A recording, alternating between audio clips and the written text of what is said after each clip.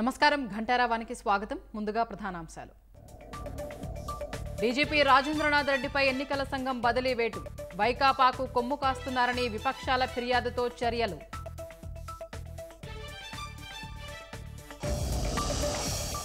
రాష్ట్రం నుంచి నేరగాళ్లను తరిమికొట్టేందుకే కూటమిగా వచ్చామన్న అమిత్ షా.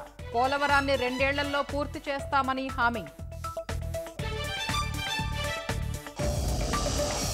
నవరత్నాల పేరుతో నవమోసాలు చేశారన్న చంద్రబాబు. మాఫియాలతో రాష్ట్రాన్ని అధోగతి పాలు చేశారని ఆగ్రహం.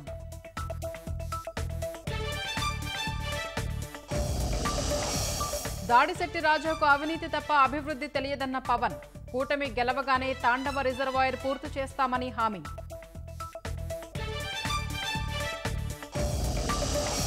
రెండో రోజు పోస్టల్ బ్యాలెట్ ప్రక్రియలో గందరగోళం. అధికారుల నిర్లక్ష్యంతో ఓటు వేయలేకపోయిన చాలా మంది ఉద్యోగులు.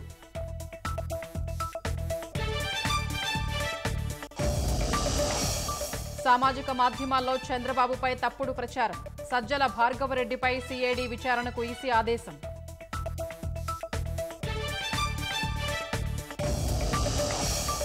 గతంలో మోదీ ఇచ్చిన వాగ్దానాల్లో ఏదీ నెరవేర్చలేదన్న ఖర్గే. నల్లధనాన్ని వెనక్కి తెచ్చి పంచిపెడతానన్న హామీ ఏమైందని ప్రశ్న.